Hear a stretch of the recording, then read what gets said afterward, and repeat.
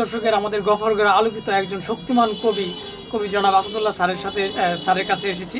ওনার সাথে আমাদের আজকে কিছু আলোচনা হবে নতুন তরুণ প্রজন্মের জন্য, নতুন নবীন লেখকদের জন্য। আশা করি ওনার অনেক দিক নির্দেশনামূলক কথা থাকবে। তো আমরা স্যারের কাছ থেকে আজকে এরকম মূল্যবান অনেক কথা শুনবো আসলে। Thank you sir. স্যার, আপনার কাছে আমাদের আসলে মানে নবীনদের কিছু জানার ছিল, তো যদি আমাদের কিছু সময় দিয়ে একটু বলেন। প্রথম থেকেই যদি শুরু করি যে আপনার লেখালেখিটা কিভাবে শুরু হয়, সাহিত্যের প্রতি কিভাবে ভালোবাসা? সাহিত্যের প্রতি একটা অনুরাগ আমার, ভালোবাসা সেই ছাত্র জীবন থেকেই দেখি। তবে বলার চলে যে সাহিত্য আমার কাছে একটা আরাধনার মতো, প্রার্থনার মতো। এটাই মনে করি সাহিত্য হচ্ছে কি প্রার্থনা। এটি কোনো পার্ট টাইম কাজ নয়, এটি হচ্ছে ফুল টাইম কাজ। বিষয়টি এরকম, আমরা যদি একটি গবেষণা করি তাহলে সেই গবেষণায় শতভাগ নিষ্ঠা, আন্তরিকতা এবং শ্রদ্ধা, ভালোবাসা নিবেদন করতে হয়। এবং সেটি থেমে থেমে করলে না, সেটিও করতে হয় অব্যাহত ধারায়। আমি কবিতা, প্রবন্ধ কি বেশি লিখি।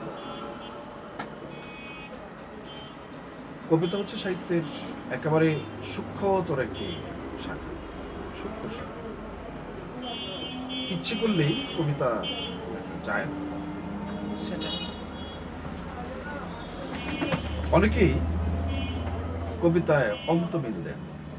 অন্তমিল আর ছন্দ কিন্তু এক নয়, আমরা এটা অনেকে জানি না। অন্তমিলটাকেই কেউ কেউ কবিতা আর ছন্দ নয়, এটি একটি ভুল ধারণা। ছন্দে একটি মাত্রা থাকে, পর্ব থাকে। আজকের যে গদ্য কবিতার অনুরাগ থেকে শুরু। এই গদ্য কবিতার যে ছন্দ, সেটাকে আমরা বলি অক্ষরবৃত্ত ছন্দ। এখন এই অক্ষরবৃত্ত ছন্দের রীতিনীতি, প্রক্রিয়া সম্পর্কে আমরা অবগত। যারা অক্ষরবৃত্তের গতি প্রকৃতির সাথে পরিচিত নয়, যাদের পরিচিতি নেই, তারা গদ্যে কবিতা লিখতে পারবে না। তারা মনে করবে যে এটি তো নিরেটিভ গদ্য, আসলে গদ্য নয়। এটি একটি নিয়ম মেনটেন করে চলে।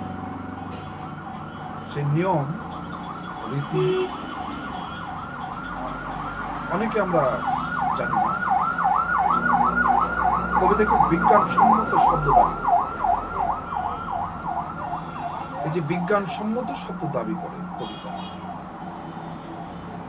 আমার ভেতর যদি সেই সেন্স না থাকে, তাহলে আমার ভাব, ভাবনা এবং ভাষা যথাযথ মেল বন্ধন কখনই করবে। এই যে ভাব, ভাবনা, ভাষা, এর যথাযথ মেল বন্ধনের জন্য তো দরকার হচ্ছে যুক্তিগ্রাহ্য শব্দ, বিজ্ঞানসম্মত শব্দ। এখন আমরা মাথায় যা আসে তাই লিখি এবং মনে করি এটি কবিতা। আমি যদি বলি যে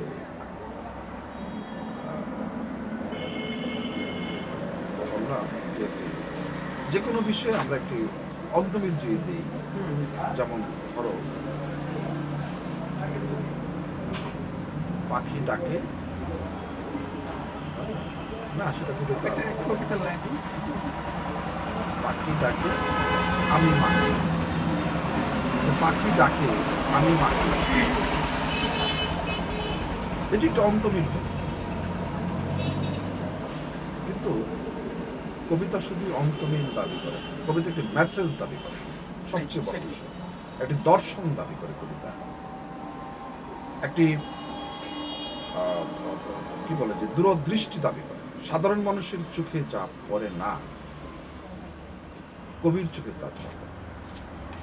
যে সাধারণ মানুষের চোখে দৃশ্যাতীত যে বিষয়টি, সেই বিষয়টি কবির কাছে দৃশ্যমান হয় এবং কবি তার শিল্প সিদ্ধ শব্দের প্রয়োগে সেটি পাঠকের সামনে তুলে ধরে। এবং এই যে পাঠকের সামনে তুলে ধরার বেলায় তার যে কাব্যিক কারিশমা, সেটি যদি যথাযথ প্রয়োগ করতে সে পারে তাহলে সেটি কবিতা, না হলে কবিতা।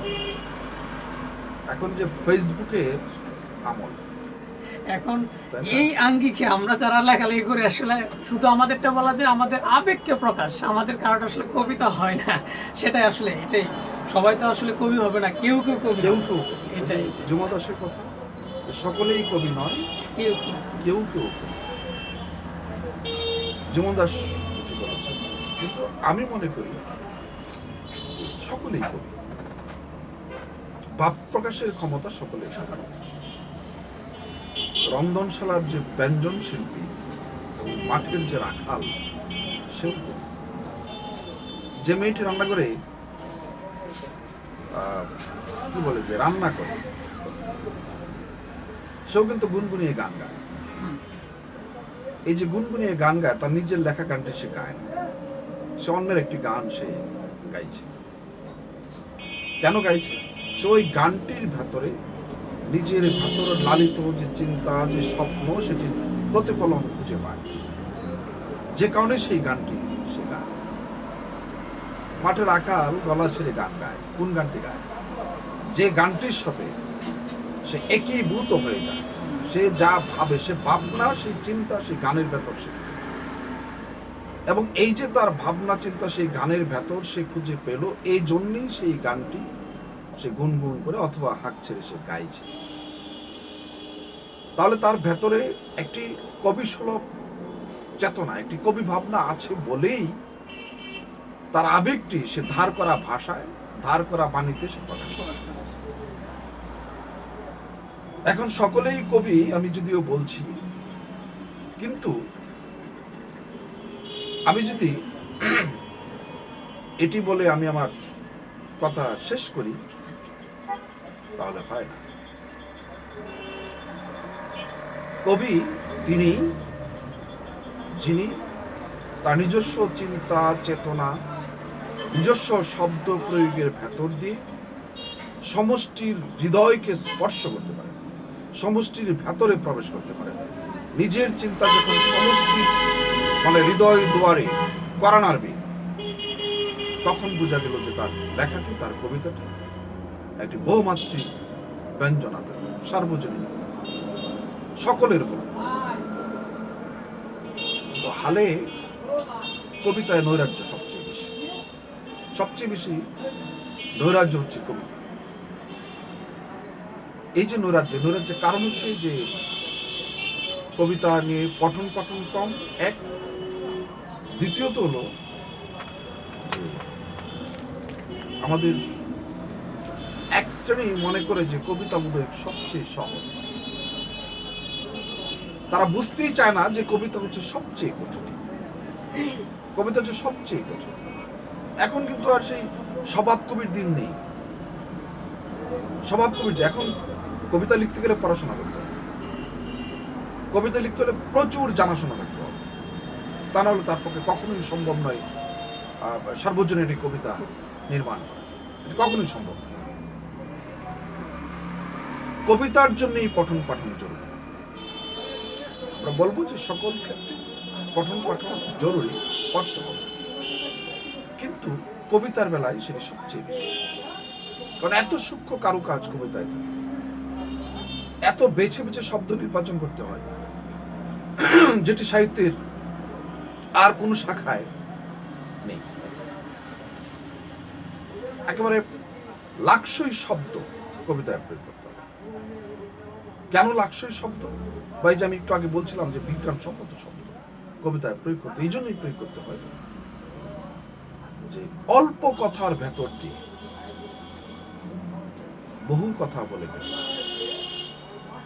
যে অল্প কথার ভেতর দিয়ে বহু কথা বলা, বহু ভাবের প্রকাশ, একটি কবিতার পংক্তি কয়েক পৃষ্ঠা বিশ্লেষণ করতে হবে। একটি কবিতার পংক্তি কয়েক পৃষ্ঠা বিশ্লেষণ করতে হবে। আমার নিজের কবিতায় আমি একটি উদ্ধৃতি আমি দিচ্ছি, এ নগর ক্লাউনের, এ নগর ইঁদুরে, এ নগরে ফিসফাস রাত নামে, এ নগর অন্ধকারে। এখন এটার উপর ব্যাখ্যা করলে কিন্তু দীর্ঘ ব্যাখ্যা করা যাবে, আমি মনে করি এটি দীর্ঘ ব্যাখ্যা করার সুযোগ আছে।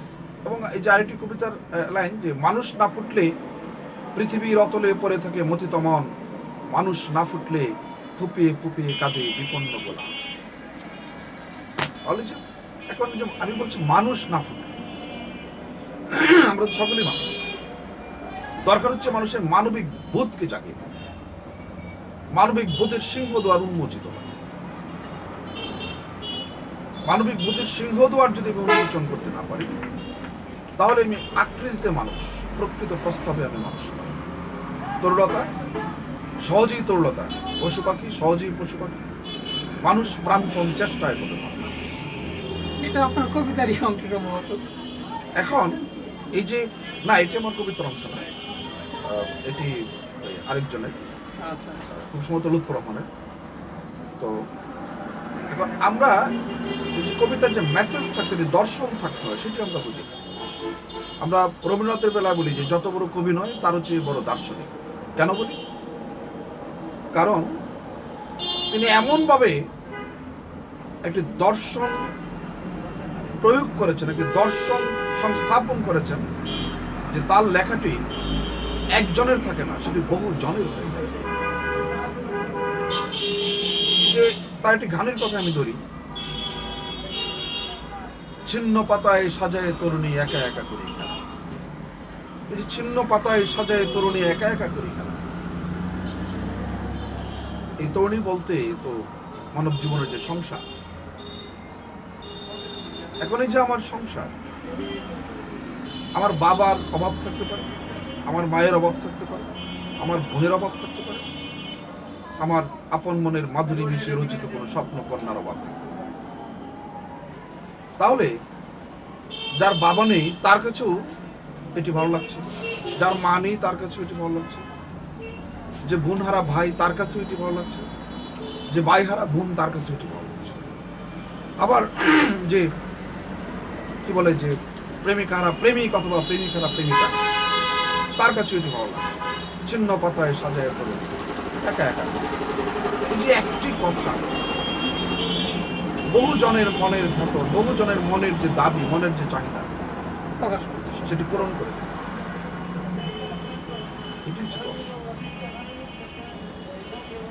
কবিরা কি বলে, যে আকাশ আর নদী, এই দুইয়ের মধ্যে একটি চমৎকার প্রেমের সম্পর্ক স্থাপন করতে পারে। আবার প্রেমের সম্পর্ক স্থাপন করে না, এমন ভাবে সেই প্রেমকে পরিণয়ের দিকে নিয়ে যায়, বিয়ের দিকে নিয়ে যায়, মনে হবে এটি বাস্তব, যে বোধ হয় আসলে আকাশ আর নদীর বিয়ে সম্ভব। এই যে বাস্তব করে তোলে, অবাস্তবকে বাস্তব করে তোলে, এটি কবিরা পারে। কিন্তু অবাস্তবকে বাস্তব করে তোলার জন্য তো খুব, ওই যে আমি যে কথা আগে বলছিলাম, যুক্তিগ্রাহ্য শব্দ প্রয়োগ করতে হবে। তা না হলে তো আমার কাছে সেটি বাস্তব মনে হবে না।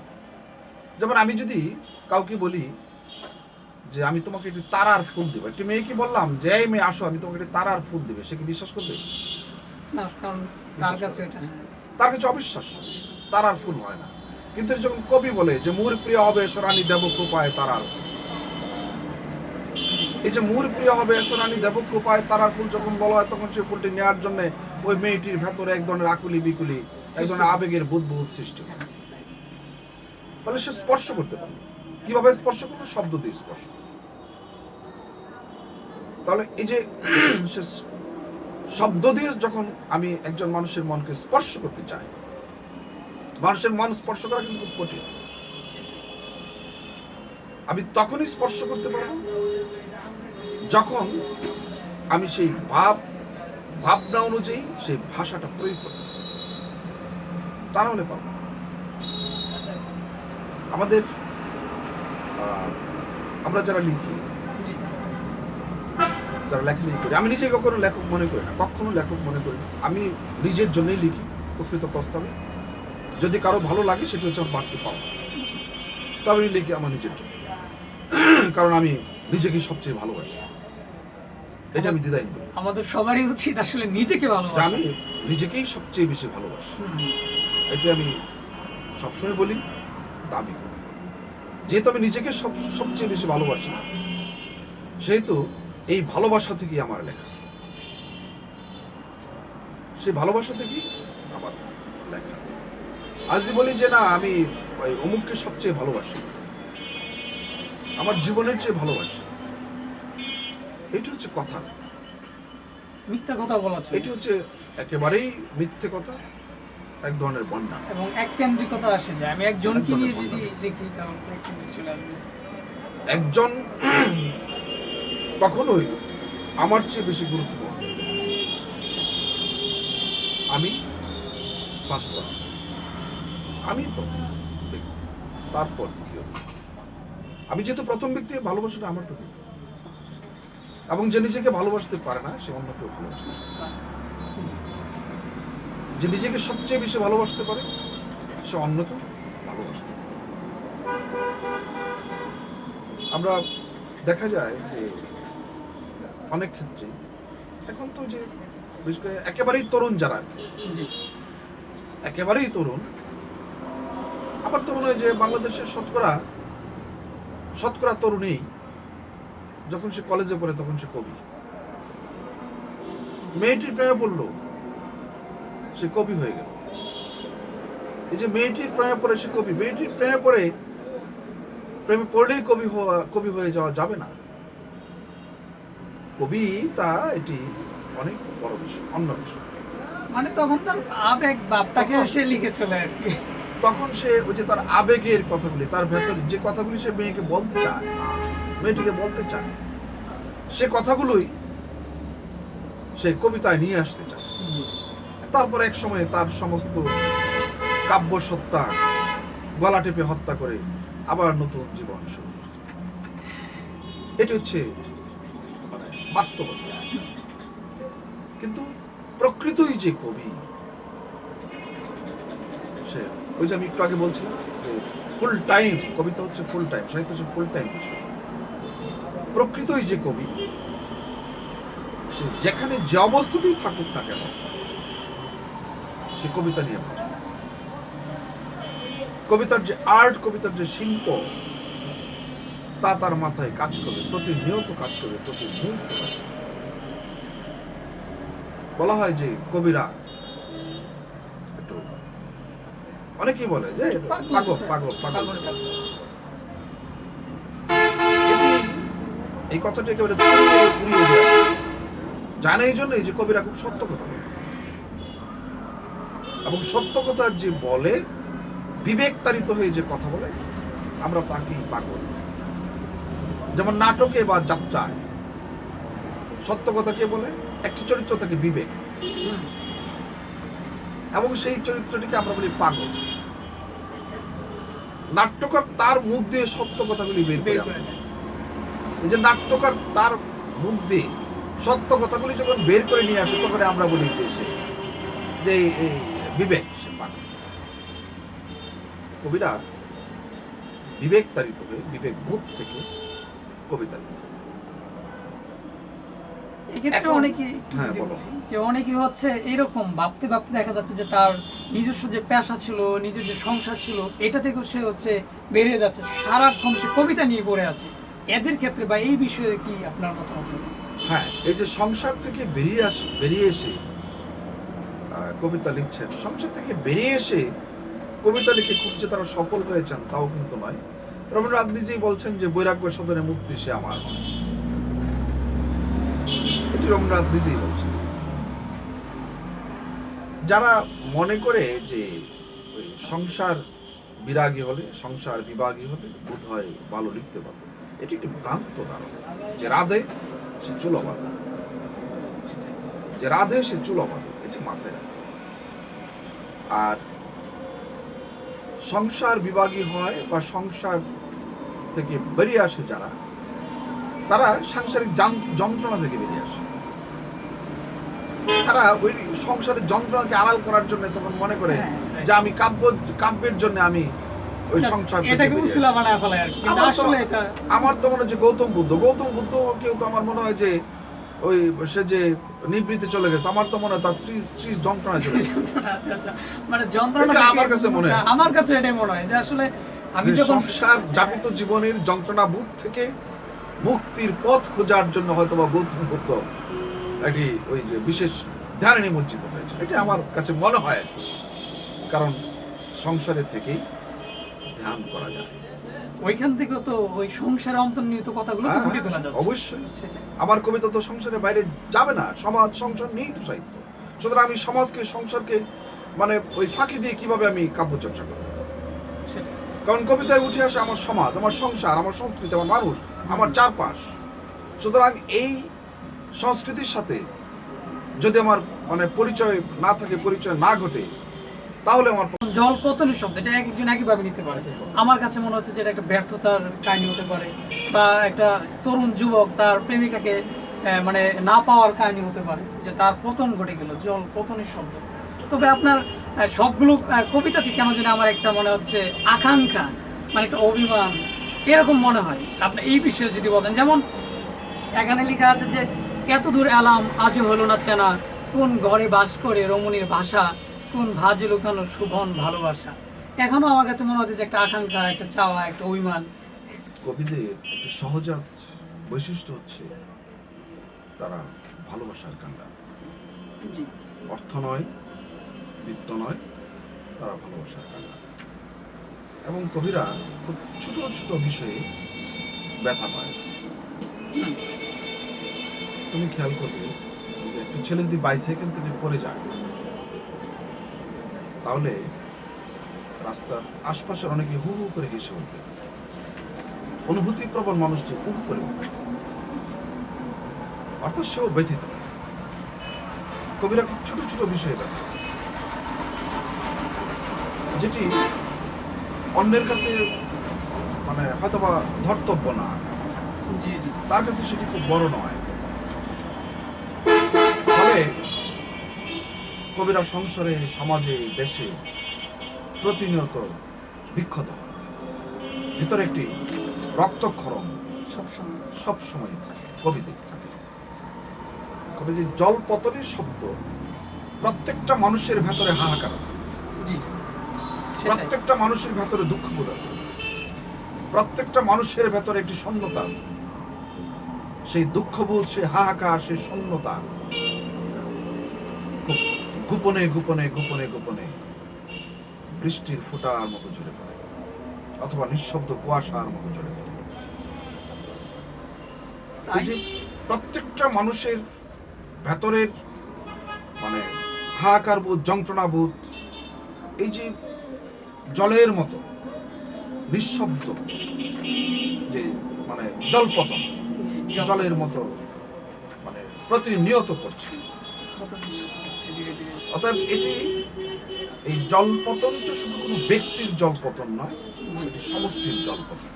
মানে বাস্তবতা, মানে কবিতার ভিতরে সমাজ বাস্তবতা সকলের যে কবিতায় বাস্তবতা, তবে কবিতা বুঝতো।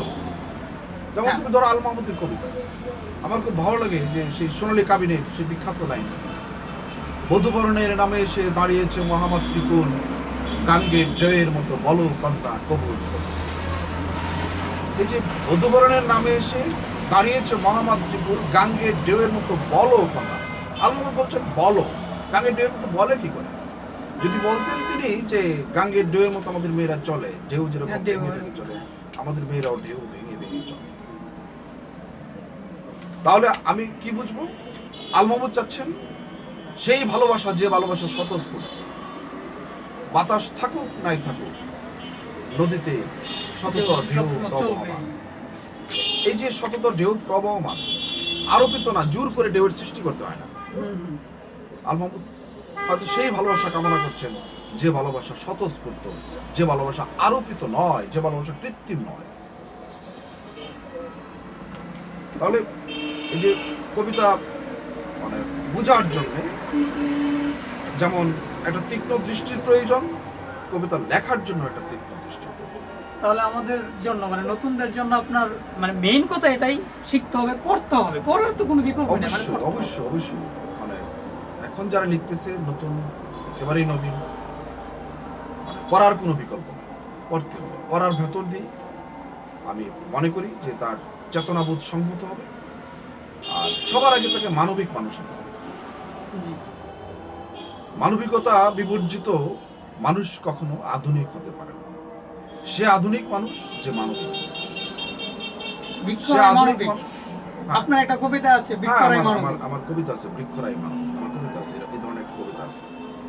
তো মানবিকতা হচ্ছে মানুষের জীবন উজ্জ্বল, এবং দিন যাচ্ছে আমাদের মানবিকতা বোধ হারিয়ে যাচ্ছে বলেই হানাহানি, কাটাকাটি, মারামারি, হিংসা, দেশ, এটার একমাত্র কারণ হচ্ছে ওই মানবিকতার ক্রাইসিস।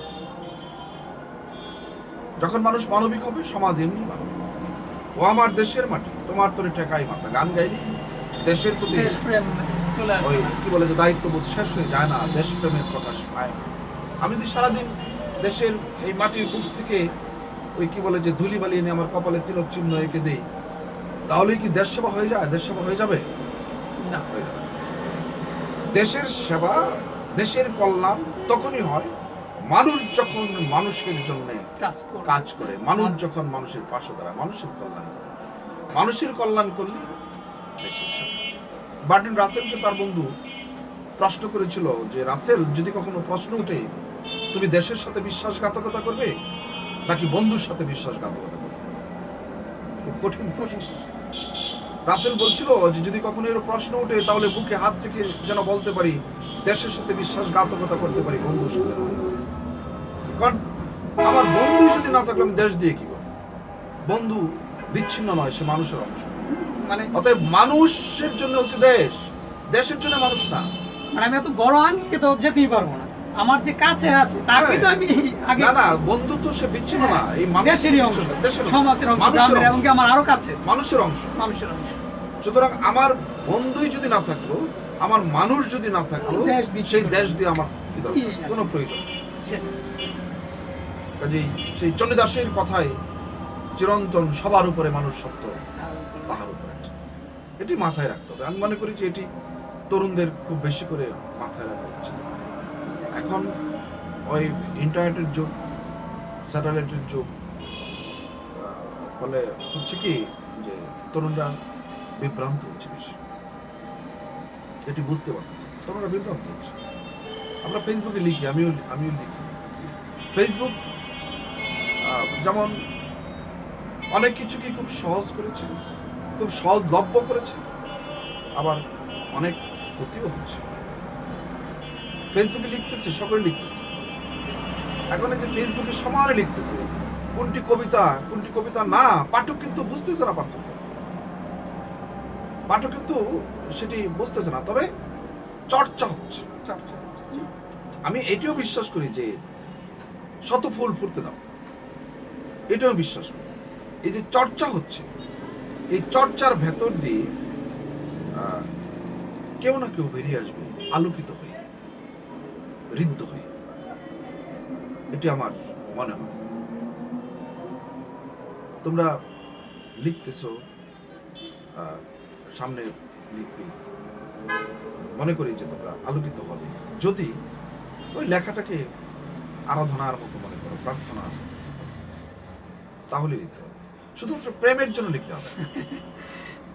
জি, সেটাই। শুধুমাত্র প্রেমের জন্য লিখলে না, হবে। প্রেমটা হোক সমাজের জন্য, প্রেমটা হোক ওই যে বৃক্ষের জন্য, প্রেম হবে, প্রেমটা হোক সকল কিছুর জন্য, প্রেম- শুধু প্রেমিকার জন্য নয়। না, আমার জন্ম তো একটি মেয়ের জন্য নয়, সেটাই। জীবনের দায়িত্ব অনেক। হ্যাঁ। একটি মেয়ের জন্যই কি আমার জন্ম? না, অবশ্যই না। আমার মনে রাখতে হবে যে একটি মেয়ের জন্যই আমার জন্ম হয়নি, জীবনের দায়িত্ব অনেক। যেমন একজন তুর্কি কবি, আমার নামটা মনে পড়ছে না, সে নিজেকে নিজেই প্রশ্ন করেছিল জীবনের দায়িত্ব কি। সে নিজে উত্তর দিয়েছিল, জীবনের দায়িত্ব হচ্ছে সংবর্ধনা জ্ঞাপন করা।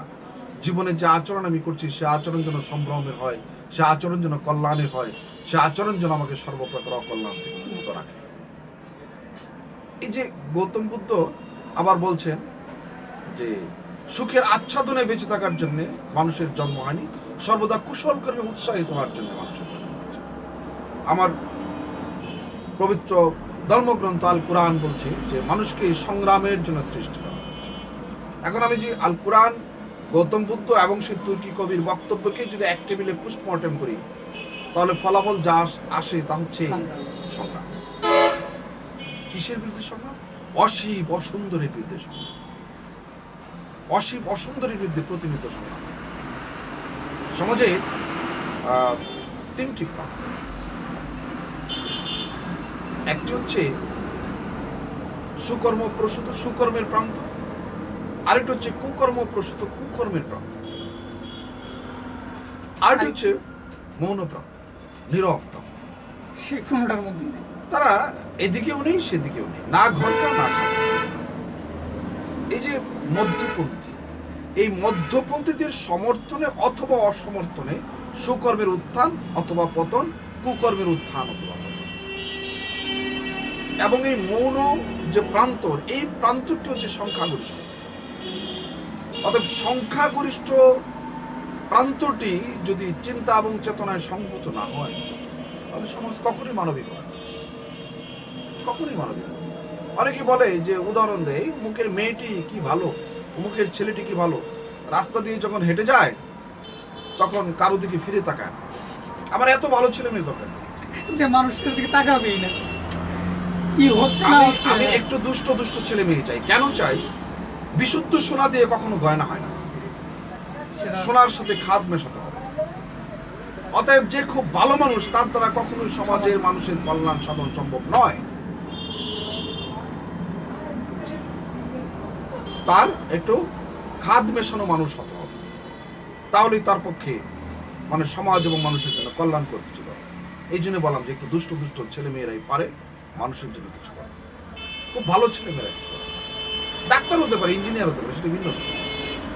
এখন তো ডাক্তার ইঞ্জিনিয়ার অভাব নেই, অবশ্যই। তাহলে যে এত ডাক্তার এত ইঞ্জিনিয়ার, তবু কেন মানে চিকিৎসার অভাবে মানুষের মরতে হয়? না, আমি সেক্ষেত্রে যাচ্ছি না। তবে আমাদের মানবিক মূল্যবোধের কেন এত ক্রাইসিস? কারণ তার মানুষ সত্তাটি বিকশিত হয় না। যদি আমি একটি ছেলেকে প্রশ্ন করি তোমার উদ্দেশ্য কি, সে বলবে আমি ডাক্তার হতে চাই বা আমি ইঞ্জিনিয়ার হতে চাই, প্রথমেই এটি বলবে, তাই না? বলবে না যে আমি মানুষ হতে চাই, এই কথাটি বলবে। কিন্তু আমাদের বলা উচিত যে মানুষ হতে চাই। যাক, আমি ওই সাহিত্যের আলোচনা করতে গিয়ে অনেক কথা বললাম এই জন্যই যে আমি আগেই বলছি যে সাহিত্যটা ওইটা নিয়ে আসবে। হ্যাঁ, আমার সমাজ, আমার সংস্কৃতি, আমার দেশ, আমার চারপাশ সাহিত্যের উপাদান, এই সবই সাহিত্যের উপাদান। অতএব আসবেই। মানুষকে বাদ দিয়ে কখনো সাহিত্য হবে না, সমাজকে বাদ দিয়ে কখনো সাহিত্য হতে পারে না।